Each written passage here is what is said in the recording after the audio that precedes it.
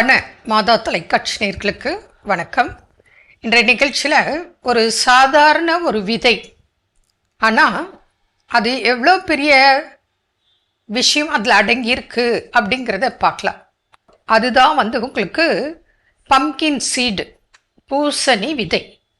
இதோட பெனிஃபிட்ஸ் பார்த்திங்கன்னா எவ்வளோ நோய்க்கு இது உணவாக சர்வசாதாரணமாக நம்ம எடுத்துக்கொள்ளலாம் அப்படின்னு பார்த்தோன்னு சொன்னாக்க, இதில் மெக்னீஷியம் அதிகமாக இருக்குது. அதனால இது பிபி பேஷண்ட், ஹார்ட் பேஷண்ட்டுக்கு ரொம்ப ரொம்ப நல்லது.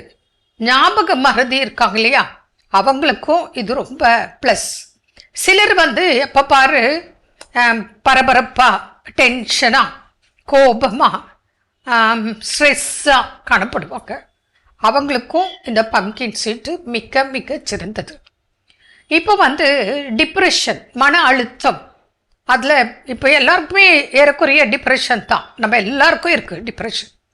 என்ன பர்சன்டேஜ் வித்தியாசம்? ஆக மொத்தம் எல்லாருக்கும் டிப்ரெஷன் இருக்குது. அப்போது இது எல்லாருமே சாப்பிடலாமா அப்படின்னு உங்கள் கேள்வி எனக்கு புரியுது. எல்லாரும் சாப்பிடலாம்.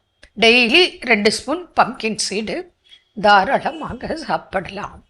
அப்போது டிப்ரெஷன் வராமல் பார்த்துக்கோக்க. இன்றைக்கி குழந்தைகளாம் டென்ஷன், டிப்ரெஷன், அனைத்து வயதினரும் ஆண் பெண் வித்தியாசம் இல்லாமல் பாதிக்கக்கூடிய ஒரு பிரச்சனை என்னன்னா இந்த மன அழுத்தம், டிப்ரெஷன். அப்போது இது எல்லாருமே சாப்பிடலாம், குழந்தை முதல் பெரியவங்க வரைக்கும். 1 இயர், அதாவது 1 வயசு குழந்தையிலிருந்து எல்லாருமே சாப்பிடலாம். இப்போ அதனால தான் நிறைய இடத்துல இந்த சீட்ஸ் எல்லாம் பயன்படுத்தி ஸ்வீட்டு தயாரித்து கொடுக்குறாங்க. வீட்லேயே கடைகள்லையும் கிடைக்குது. அப்போ இதோட அருமையை நம்ம புரிஞ்சுக்கிட்டு பயன்படுத்தணும். இதில் விட்டமின் இ இருக்குது. இப்போ இன்றைக்கி பெண்களுக்குன்னு பார்த்திங்கன்னா ஏகப்பட்ட பெண்களுக்கு பிரஸ்ட் கேன்சர், மார்பக புற்றுநோய். அவங்களும் இந்த ஜென்ரலாக எல்லாருமே சாப்பிடலாம். பர்டிகுலராக மார்பக புற்றுநோய் உள்ளவங்க கண்டிப்பாக இந்த பூசணி விதை, பம்கின் சீடை டெய்லி சாப்பிடலாம். அதே போல் ஆண்களுக்கு பிபிஹெச், அதாவது அந்த ப்ராஸ்டேட் என்லார்ஜ் இருக்கும், சொட்டு மூத்திரம் போகும். அதாவது பகலில் யூரின் நார்மலாக போவாங்க. நைட்டில் படுக்கும்போது ஆண்களுக்கு அடிக்கடி சிறுநீர் கழிக்கணும் போல் இருக்கும். போவாங்க, கொஞ்சம் தான் போகும், ஸ்லோவாக போகும், சொட்டு சொட்டாக போகும், முழுமையாக வெளியேறாது. அவங்க திருப்பி படுப்பாங்க. கொஞ்ச நேரத்தில் திருப்பி யூரின் பாஸ் பண்ண போல் உணர்வு ஏற்படும். இதனால் தூக்கமும் டிஸ்டர்ப் ஆகும், யூரினும் சரியாக அவங்களால பாஸ் பண்ண முடியாது.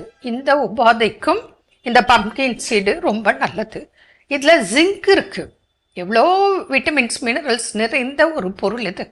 இது பார்த்திங்கன்னா நமக்கு ஆண் பெண் இருப்பாளருக்கும் இன்ஃபெர்டிலிட்டி ப்ராப்ளம், குழந்தையின்மை பிரச்சனைக்கு மிக மிக பயனுள்ள ஒரு உணவே மருந்தாக வேலை செய்கிறது.